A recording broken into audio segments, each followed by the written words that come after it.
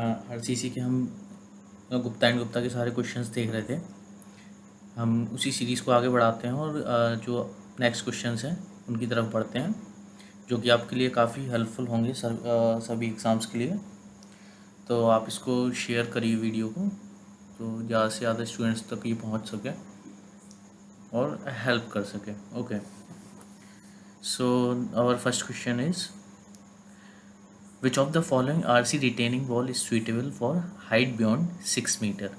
Okay, so retaining wall कई तरह की होती हैं। टी वॉल होती है, एल शेप्ड की होती है, काउंटर फोर्ट रिटेनिंग वॉल होती है। ठीक है, तो 6 मीटर से ऊपर अगर आप यूज़ कर रहे हो, ठीक है ना, वॉल, तो आपको रिटेनिंग वॉल देनी पड़ेगी। 6 मीटर से ऊपर की हाइट है अगर आपके फिल की, ठीक है ना, बैक फिल की, तो आपको रिटेनिंग वॉल जो है वो काउंटर फोर्ट देनी पड़ेगी। अब काउंटर फोर्ट रिटेनिंग वॉल के बारे में हम कुछ पॉइंट्स देख लेते हैं। देखिए, इस तरह की काउंटर फोर्ट रिटेनिंग वॉल होती है। Counterfort retaining walls have thin vertical slab known as counterfort spaced across the vertical stem at regular interval. मतलब कि ये जो वर्टिकल स्लैब होती है, थिन वर्टिकल स्लैब जो है, ये इसे काउंटर फोर्ट कहा जाता है, जो कि टाई करने का काम करती है वर्टिकल स्लैब को। ठीक है, वर्टिकल स्टैम को बेस स्लैब से ये टाई करती है काउंटर फोर्ट, ठीक है ना। और ये मेनली इसलिए प्रोवाइड करते हैं ताकि वर्टिकल स्टैम और बेस स्लैब में जो है बेंडिंग मूवमेंट और शियर फोर्स को मिनिमाइज किया जा सके। तो ये तीनों पॉइंट वही बताते हैं अपन को कि counterfort tie vertical slab with base slab. Okay, the purpose of providing counterfort is to reduce shear force and bending movement in the vertical stem and the slab base. Okay, so इस तरह की कुछ counter fort retaining wall होती है, ठीक है ना। इसमें ये जो है काउंटर फोर्ट दिखा रहा है, ठीक है ना। बाकी ये जो है वर्टिकल स्टेम होती है, ठीक है। नीचे साइड को अपने को क्या मिल जाएगी, बेस स्लैब मिल जाएगी। Okay, so next question, for design of retaining walls the minimum factor of safety against overturning is taken as. जब आप रिटेनिंग वॉल को डिज़ाइन कर रहे हैं तो आपको minimum factor of safety sliding और ओवर टर्निंग के लिए आपको लेनी पड़ती है। तो मिनिमम फैक्टर ऑफ सेफ्टी जो आप ओवर टर्निंग के केस में लेते हो वो 2 लेते हो, ठीक है। And factor of safety for sliding के केस में आप 2 केस बनते हैं। एक तो एक आपकी अगर नॉर्मल लोडिंग कंडीशन है तो आपको फैक्टर ऑफ सेफ्टी स्लाइडिंग के केस में 1.5 से ग्रेटर लेनी पड़ती है, और अगर फॉर अर्थक्वेक लोडिंग, अगर अर्थक्वेक लोडिंग हो रही है तो आपको ग्रेटर देन 1 लेनी पड़ती है। यहाँ पे क्वेश्चन में पूछा गया है कि factor of safety against over turning, तो ओवर टर्निंग के केस में कितनी हो जाएगी, 2। तो यहाँ पे आपका आंसर जो है 2 हो जाएगा। Okay, next question, in counter fort type retaining wall the vertical slab is designed as continuous slab, the heel slab is designed as continuous slab, the vertical slab is designed as cantilever, the heel slab is designed as a cantilever। तो अपने को पहले देखना पड़ेगा counter fort retaining wall को, तो उससे आपको आइडिया लग जाएगा कि किसको कंटिन्यूस की तरह डिज़ाइन करना पड़ता है और किसको आप कैंटिलीवर की तरह डिज़ाइन करते हैं। अगर आप देखेंगे, ये आपकी हील स्लैब है, ठीक है, ये आपकी टो स्लैब है, ये हील स्लैब हो गई, ये आपका वर्टिकल स्टैम हो गया, ठीक है, और ये आपकी हो गई काउंटर फोर्ट, ठीक है, ये हो गई आपकी काउंटर फोर्ट। तो यहाँ पर आप देखोगे तो हील स्लैब जो है 3 साइड से क्या है, फिक्स्ड है। एक तो ये साइड हो गई, दूसरी ये साइड हो गई और तीसरी ये। तो हील स्लैब क्या है कि 3 साइड से फिक्स्ड है, तो उसको आप कंटिन्यूस स्लैब की तरह डिज़ाइन करते हो हील स्लैब को। साथ ही आप स्टैम, वर्टिकल स्टैम को देखोगे तो अभी वो 3 साइड से फिक्स्ड है। ये एक साइड हो गई, ये एक नीचे साइड हो गई और एक ये वाली साइड हो गई। तो 3 साइड से स्टैम भी, वर्टिकल स्टैम भी 3 साइड से फिक्स है, तो इसे भी आप क्या है, कंटिन्यूस स्लैब की तरह डिज़ाइन करते हो, ठीक है। अब आप टो स्लैब को देखोगे तो टो स्लैब क्या है कि वर्टिकल टो स्लैब कैंटिलीवर जैसी दिखेगी आपको, जो एक ही साइड से फिक्स है, ठीक है। तो टो स्लैब को आप क्या करते हो, एज ए कैंटिलीवर डिज़ाइन करते हो, ठीक है। तो यही पॉइंट वो कह रहा है कि stem and heel slab panels are not effective,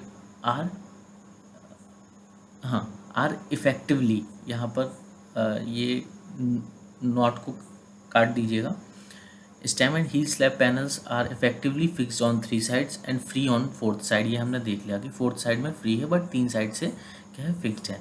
hence stem and heel slab is designed as continuous slab and toe slab is designed as a cantilever.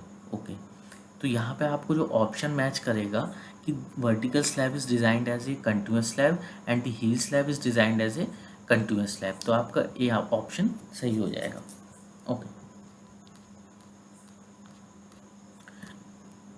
Next question. T shaped retaining wall mainly consist of. T shape जो retaining wall होती है उसमें कितने cantilever होते हैं वो ये पूछ रहा है क्वेश्चन में। ठीक है, तो आप टी स्लैब को देखिए। टी स्लैब में आपको टी शेप रिटेनिंग वॉल में आपको पता चलेगा कि एक तो एक हील स्लैब होती है, एक टो स्लैब होती है और एक ये हो गया वर्टिकल स्टैम। ठीक है, तो आप देख पा रहे होंगे कि ये जो है एज अ कैंटिलीवर दिख रही होगी आपको, यहाँ एक साइड से फिक्स है। तो हील स्लैब को तो आप कैंटिलीवर बोल सकते हो, कैंटिलीवर स्लैब।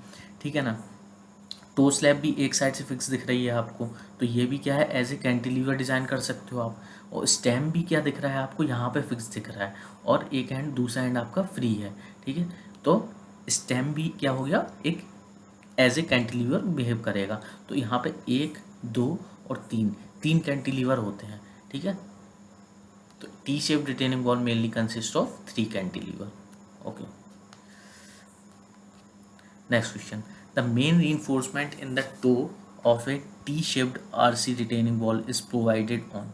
ठीक है, जो मेन reinforcement हम टो में प्रोवाइड करते हैं वो कहाँ पर करते हैं। जैसे कि टी शेप रिटेनिंग वॉल पहले आपको पूरी पढ़नी पड़ेगी, उसके बाद ही आप इसका आंसर दे पाएंगे। तो अपन थोड़ा सा देख लेते हैं कि टी शेप रिटेनिंग वॉल के बारे में।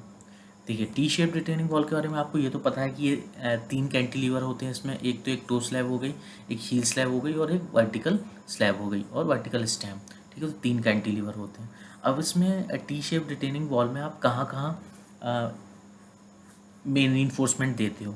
ठीक है, देखो टो स्लैब में जो होता है नेट प्रेशर जो होता है अपवर्ड लगता है, जिसके कारण क्या होता है, जो बेस होता है, बेस ऑफ टो स्लैब क्या होता है, सब्जेक्टेड टू टेंशन होता है। और जहाँ पे टेंशन आता है तो आप क्या करते हो, वहीं पे रीइंफोर्समेंट डालते हो। तो इस टो के केस में क्या हो गया, bottom face perpendicular to wall. आप रीइंफोर्समेंट कहाँ डालोगे, बॉटम फेस पे डालोगे। ठीक है ना, टो स्लैब में। हील स्लैब में आप क्या करोगे, हील स्लैब में जो नेट प्रेशर है वो डाउनवर्ड होता है, डाउनवर्ड नेट प्रेशर होता है, जिसके कारण क्या होता है कि जो टॉप फेस है हील स्लैब का, उस पर टेंशन आता है और उस पर टेंशन आएगा तो आप रीइंफोर्समेंट टॉप फेस पे ही डालोगे। तो हील स्लैब में आप रीइंफोर्समेंट कहाँ डालते हो, top face perpendicular to wall. Okay, now next, vertical जो स्टेम होता है, वर्टिकल स्टेम में जो बेंडिंग की टेंडेंसी होती है वर्टिकल स्टेम की, वो कुछ इस तरह होती है, जिसके कारण क्या होता है, जो इनर फेस होता है वर्टिकल स्टेम का वो सब्जेक्टेड टू टेंशन होता है। तो आप इनर फेस में क्या करते हो, एक ही डायरेक्शन में आप क्या करते हो, रीइंफोर्समेंट को डाल देते हो। ओके, तो यहाँ से आपको पता चल जाएगा कि कहाँ कहाँ आप मेन रीइंफोर्समेंट डालते हो। टो स्लैब में आप बॉटम फेस में डालते हो, हील स्लैब में आप टॉप फेस पे डालते हो और वर्टिकल स्टेप में आप इनर फेस पे डालते हो, इनर फेस में। ठीक है ना, इनर फेस पे वन डायरेक्शन में। ओके, एक प्रोविज़न और है इसमें कि जो टेम्परेचर रीइंफोर्समेंट आप देते हो, ठीक है ना, वर्टिकल स्टेप में, वो आप 0.15% देते हो ग्रॉस सेक्शनल एरिया का। दोनों फेस पे देते हो, इनर फेस पे भी देते हो और फ्रंट फेस पे भी देते हो। बट आप क्या करते हो कि फ्रंट फेस पे आप थोड़ा ज़्यादा टेम्परेचर रीइंफोर्समेंट को देते हो as compare to inner face. ठीक है, and it is equally distributed in vertical और हॉरिजॉन्टल डायरेक्शन। ओके, तो अपना जो क्वेश्चन था वो क्या कह रहा था कि जो मेन रीइंफोर्समेंट आप टो स्लैब में प्रोवाइड करते हो, ठीक है ना, वो कहाँ करते हो। तो टो स्लैब में आपको पता है कि आप बॉटम फेस पे करते हो। ठीक है, बॉटम फेस पे। तो अगर आप ऑप्शन देखोगे तो आपको एक ही चीज़ मिलेगा, bottom face perpendicular to wall. ठीक है, तो आपका आंसर क्या हो जाएगा, डी हो जाएगा यहाँ पर। Okay, now next question. In T shape retaining wall the main reinforcement in the stem is provided on. देखिए, अभी अपन ने पढ़ा कि जो टी शेप रिटेनिंग वॉल है उसमें जो वर्टिकल स्टेम होता है उसमें आप इनर साइड में देते हो, इनर फेस पे क्या देते हो, मेन रीइंफोर्समेंट को देते हो इन वन डायरेक्शन। तो अपना आप अगर इसमें ऑप्शन देखोगे तो आपको एक ही ऑप्शन मिलेगा, see the inner face in one direction. ठीक है, तो सी आपका ऑप्शन यहाँ पर सही हो जाएगा। Okay, the temperature reinforcement in the vertical slab of a T shaped RC retaining wall is. अभी अपन ने टेम्परेचर reinforcement की बात करी थी कि 0.15% आप टेम्परेचर reinforcement देते हो दोनों फेस पे, इनर फेस पे भी और फ्रंट फेस पे भी। बट आप फ्रंट फेस पे क्या करते हो, ज़्यादा टेम्परेचर reinforcement देते हो, और वो टेम्परेचर reinforcement वर्टिकली और हॉरिजॉन्टली इक्वली डिस्ट्रीब्यूटेड होता है, ये आपको पता है। ठीक है, तो अब आप क्वेश्चन में अगर देखोगे तो आपको एक ही ऑप्शन समझ में आएगा कि it is provided more on front face then on inner face. Okay, ये आपको पता है, तो आपका ऑप्शन क्या हो जाएगा, डी सही हो जाएगा यहाँ पर। Okay, next question, the main reinforcement in the heel of a T shaped RC retaining wall is provided on. अब देखिए, मेन reinforcement आपको पता है, हील अगर स्लैब है तो जो नेट प्रेशर है वो डाउनवर्ड लगता है, जिसके कारण क्या होता है कि टॉप फेस पे क्या होता है, टेंशन आता है, और टॉप फेस पे टेंशन होने के कारण हम वहीं पे reinforcement डालते हैं। तो यहाँ पे जो आंसर हो जाएगा वो top face perpendicular to wall हो जाएगा, जहाँ पे आप reinforcement देते हो। ठीक है, A is the answer. Okay, in counterfort retaining wall the main reinforcement is provided on the. अब देखिए, अब आपको काउंटर फोर्ट रिटेनिंग वॉल में आपको ये पता करना है कि मेन reinforcement कहाँ कहाँ प्रोवाइड किया जाता है। ठीक है ना, तो उसके लिए आपको काउंटर फोर्ट रिटेनिंग वॉल को थोड़ा सा पढ़ना पड़ेगा।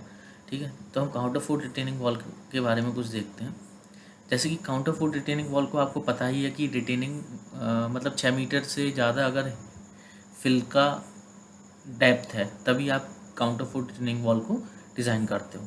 ठीक है, अब इन काउंटर फोर्ट रिटेनिंग वॉल आपको पता है कि जो वर्टिकल स्लैब है और जो हील स्लैब है उसको आप कंटिन्यूस स्लैब की तरह डिज़ाइन करते हो, और टो स्लैब में अगर फ्रंट काउंटर फोर्ट नहीं है, टो स्लैब में अगर फ्रंट काउंटर फोर्ट नहीं है तो उसको भी आप क्या करते हो, एज ए उसको आप फिर कैंटिलीवर की तरह डिज़ाइन करते हो, और अगर फ्रंट काउंटर फोर्ट है टो स्लैब में तो उसे भी आप कंटिन्यूस स्लैब की तरह डिज़ाइन करोगे।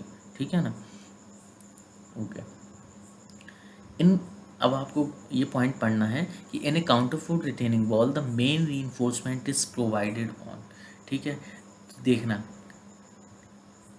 Near counterfort bottom face in the front counterfort. Front counterfort में आप क्या करते हो कि बॉटम फेस पे मेन reinforcement को देते हो, near counterfort. Okay, and inclined face में मतलब बैक काउंटर फोर्ट में आप इंक्लाइंड फेस पे देते हो। जैसे ये आपके क्या हो गया, बैक काउंटर फोर्ट हो गया, तो इसमें आप इंक्लाइंड फेस पे दोगे मेन reinforcement को। फ्रंट काउंटर फोर्ट में आप क्या करते हो, बॉटम फेस पे देते हो, but at near counterfort. Okay, अब स्टेम में आप मेन reinforcement कहाँ देते हो, तो अगर एट मिड स्पान की बात करेंगे अपन, एट मिड स्पान की बात करेंगे तो फ्रंट फेस पे देते हैं आप, और अगर एट सपोर्ट की बात करेंगे तो इनर फेस पे देते हैं। अब आप सोच रहे हो कि मिड स्पान और एट सपोर्ट क्या है, जैसे ये स्टेम है, ठीक है ना, ये स्टेम है अपना, तो स्टेम का ये जो हो गया ये मिड स्पान हो गया। ठीक है, ये मिड स्पान हो गया, और ये हो गए सपोर्ट। ठीक है, ये जो हो गए वो सपोर्ट हो गए, और ये क्या हो गया आपका मिड स्पान। तो यहाँ पे प्रोविज़न के हिसाब से जो मिड स्पान है, मिड स्पान में फ्रंट फेस पे देते हो। अब जो आपको दिख रहा है सामने से, ये क्या है, ये इनर फेस है। ठीक है ना, और जो आपको बैक साइड से दिख नहीं रहा है, ठीक है, वो क्या हो गया आपका, वो आपका हो गया आउटर फेस और फ्रंट फेस। ठीक है ना, तो मिड स्पान में आप फ्रंट फेस पे देते हो, और एट सपोर्ट पे आप क्या करते हो, इनर फेस पे देते हो। ठीक है, तो यहाँ से आप ये फिगर से देख भी पा रहे होंगे। ठीक है, तो अब क्वेश्चन क्या कह रहा है कि इन counterfort retaining wall the main reinforcement is provided on the bottom face in front counter fort. ठीक है, हाँ, आप फ्रंट काउंटर फोर्ट में आपको पता है कि हम बॉटम फेस पे देते हैं। ठीक है, inclined face in front counterfort नहीं, गलत है। Bottom face in back counterfort नहीं, अपन fourth option inclined face in back counterfort बिल्कुल सही है, इंक्लाइंड फेस पे देते हैं बैक काउंटर फोर्ट में। ठीक है ना, तो अपना जो आंसर हो जाएगा फर्स्ट एंड फोर्थ सही है, तो सी ऑप्शन आपका क्या हो जाएगा, करेक्ट हो जाएगा। Okay, next question.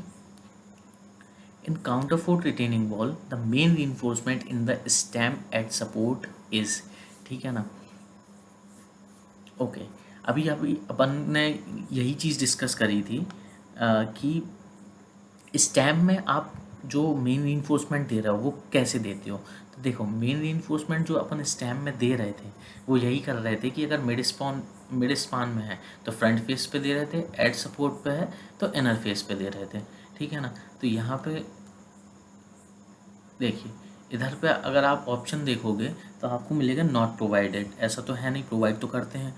Provided only on inner face, inner face में कब करते हैं, इनर फेस में आप कब करते हो, जब एड सपोर्ट होता है, एड सपोर्ट पे करते हो, मतलब आप यहाँ पे जब नियर काउंटर फोर्ट की बात करेंगे तब आप क्या करते हो, इनर फेस पे देते हो, ठीक है, वर्टिकल स्टेम में रीइंफोर्समेंट।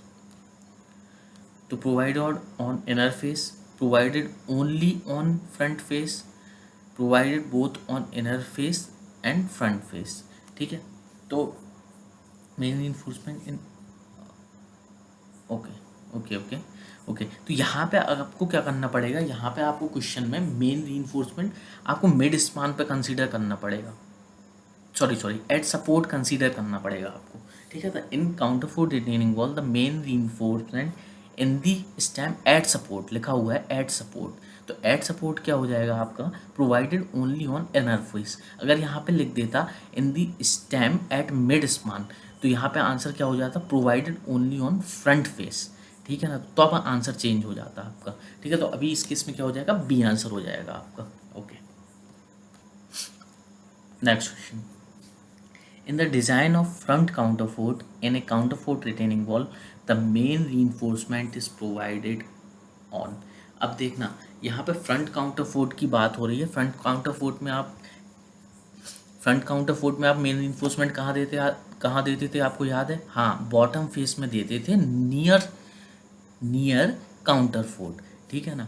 तो यहाँ पे आंसर आप अगर पढ़ोगे तो बॉटम फेस नियर काउंटरफोर्ट, ठीक है, पहला तो सही हो गया, बट आपको मिड स्पान पे भी तो देना ही होगा, है ना। मिड स्पान पे भी आपको क्या करना पड़ेगा, मेन रीइंफोर्समेंट देना पड़ेगा फ्रंट काउंटर फोर्ट के लिए, ठीक है। तो पहला ऑप्शन तो सही है, top face near counterfort, नहीं ये तो गलत है क्योंकि बॉटम फेस में आप देते हो, ठीक है, bottom face near the centre of span, ठीक है। तो अब सेंटर ऑफ स्पान की बात हो रही है, तो सेंटर ऑफ स्पान के केस में आप क्या करते हो, टॉप फेस पे देते हो, ठीक है। सेंटर ऑफ स्पान, देखिए जो बॉटम फेस पे कब आप दे रहे हो फ्रंट काउंटर फोर्ट में, जब नियर सपोर्ट है, ठीक है, बट एट मिड स्पान आप क्या करते हो कि टॉप फेस पे देते हो इन फ्रंट काउंटर फोर्ट। तो आपका क्या होगा, यहाँ पे जो आंसर हो जाएगा फर्स्ट एंड फोर्थ मैच करेगा, ठीक है। तो हम आपका आंसर यहाँ पे क्या हो जाएगा, सी हो जाएगा। Okay okay, next question. Reinforcement in the stem at mid span. देखो, अब आपको पता है कि यहाँ पे मिड स्पान है, तो मिड स्पान में आपको पता है कि हम क्या करते थे, फ्रंट फेस पे देते थे ओनली, ठीक है। यहाँ पे अगर एट सपोर्ट हो जाता तो आपको पता है कि इनर फेस पे देना पड़ता, ठीक है। तो यहाँ पे ए क्या हो जाएगा, आंसर हो जाएगा आपका। Okay, next question. The depth of footing for an isolated column is governed bye. ये आपको पता है, जब आपने फुटिंग का चैप्टर पढ़ा होगा तो आपको पता है कि 3 क्राइटेरिया से आप डेप्थ निकालते हो। एक तो एक मैक्सिमम बेंडिंग मूवमेंट जहाँ पे आता है, ठीक है, जो eight the face of the wall maximum bending movement मिलता है आपको। शेयर फोर्स आपको पता है कि आप कितने डिस्टेंस पे लेते हो, एट डी डिस्टेंस लेते हो shear force from the face of the column, critical section. और पंचिंग शेयर के लिए आप क्या करते हो, D/2 का पैरामीटर लेते हैं चारों तरफ, ठीक है ना। तो उस केस से आपको जो डेप्थ मिलती है, तो उन तीनों का जो आपको मतलब उनकी जो सेफेस्ट डेप्थ है, ठीक है ना, सेफेस्ट डेप्थ को आप क्या करते हो, कंसीडर कर लेते हो। उन तीनों में जो मैक्सिमम आती है ना, उसको आप कंसीडर कर लेते हो, ठीक है। तो जो आपको आंसर यहाँ पे मिलेगा वो डी मिलेगा, क्योंकि तीनों को कंसीडर करके ही आप डेप्थ निकालते हो। बट आपको एक चीज़ यहाँ पे याद रखनी है कि पंचिंग शेयर है वो होता क्या है। तो आप जैसे कभी आपने जैसे कभी कभी आप फ़ोटो कॉपी वगैरह की दुकान पे जाते होगे तो आपको जो पेजेस होते हैं आपके वाइट, कभी कभी पंच करवाने पड़ते हैं, उसमें होल होता है। तो आप देखते हैं बड़ी सफाई से क्या होता है, होल हो जाता है और मतलब कि और आसपास का जो पेज होता है उसको कोई फ़र्क नहीं पड़ता, एक सर्कुलर गोल आपको मतलब सर्कुलर एक आपको होल मिल जाता है। तो उसी तरह क्या होता है, फुटिंग होती है। फुटिंग सीधी की सीधी नीचे चली जाती है और आसपास की सॉइल को कुछ नहीं होता है। जैसे ये देखिए, ये फुटिंग थी, सीधे की सीधी क्या हो गई, नीचे धंस गई। ठीक है, तो ये फुटिंग पर लोड लगने पे क्या होता है, सीधे की सीधे नीचे चली जाती है, पंच कर जाती है। ठीक है ना, चारों तरफ से। ठीक है, तो इसी को पंचिंग शेयर बोलते हैं। ओके, तो यहाँ पे जो आंसर हो जाएगा वो आपको डी मिलेगा। ठीक है, तीनों को कंसीडर करते हैं। Okay, next question. If the foundation of all the column of structure are designed on the total live and dead loads basis, then there will be no settlement of column. There will be no differential settlement. The settlement of exterior column will be more than the interior column. The settlement of interior column will be more than the exterior column. तो यहाँ पे आप देखोगे तो एक चीज़ आपको समझनी पड़ेगी कि जो इंटीरियर कॉलम है ये होते हैं और ये अपने एक्सटीरियर कॉलम है। तो जो live load upon dead load का जो रेशियो होता है वो इंटीरियर कॉलम में ज़्यादा होता है। ठीक है, एक्सटीरियर कॉलम के अपेक्षा। ठीक है, तो अगर ये रेशियो ज़्यादा है तो अपना जो सेटलमेंट है वो एक्सटीरियर कॉलम का क्या होता है, ज़्यादा मिलने लगता है इंटीरियर कॉलम की अपेक्षा। ठीक है, तो यहाँ पे अगर आप देखोगे तो आपको एक ऑप्शन मिलेगा कि the settlement of exterior column will be more than the interior column. ठीक है, इसका सीधा सा रीज़न है कि लाइव लोड और डेड लोड का जो रेशियो है वो इंटीरियर कॉलम में ज़्यादा होता है। ठीक है, एक्सटीरियर कॉलम के अपेक्षा। ओके, सो यहाँ पे जो है सी आपको आंसर मिल जाएगा। Okay, next question. To minimise the effect of differential settlement the area of footing should be design for. ठीक है ना, अगर आपको डिफरेंशियल सेटलमेंट का इफेक्ट को मिनिमाइज करना है तो जो एरिया ऑफ फुटिंग है उसको आप dead load plus fraction of live load के लिए क्या करते हो, डिज़ाइन करते हो। तो यहाँ पे आपको सी ऑप्शन मिल जाता है।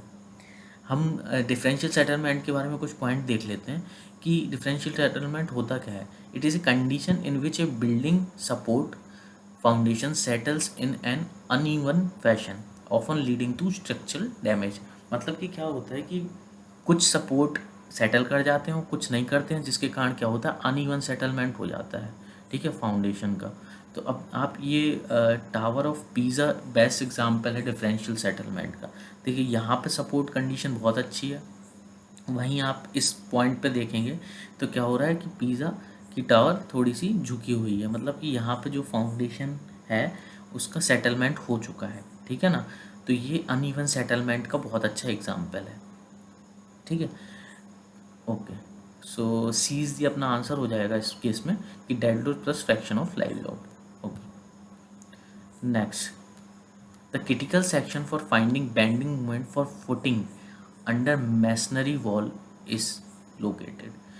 आपको क्रिटिकल सेक्शन बताना है मैक्सिमम बेंडिंग मोमेंट के लिए for footing on masonry wall. मतलब कि मैसनरी वॉल अगर फुटिंग के ऊपर है तो आपको मैक्सिमम बेंडिंग मोमेंट का क्रिटिकल सेक्शन बताना है।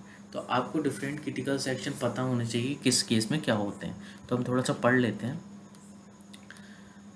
जैसे कि देखिए, अगर अपनी जो आइसोलेटेड फुटिंग है, ठीक है ना, आइसोलेटेड फुटिंग मतलब critical section for footing that will support a column or wall at the face of the column or wall।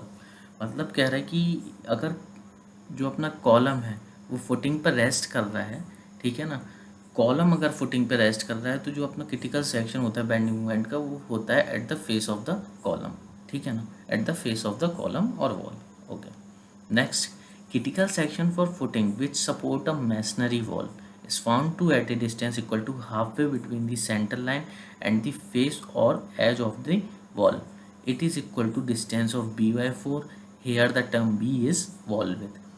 अगर जो अपनी मैसनरी वॉल है वो फुटिंग पे रेस्ट कर रही है तो जो क्रिटिकल सेक्शन होता है बेंडिंग मोमेंट के लिए वो इन दोनों के बीच में होता है। किन दोनों के बीच में, सेंटर ऑफ वॉल और एज ऑफ वॉल के बीच में क्या होगा, अगर मान लो बी है विथ तो सेंटर ऑफ वॉल और एज ऑफ वॉल के बीच में कितनी डिस्टेंस होगा, b/2, और उन b/2 का हाफ कितना हो गया, b/4।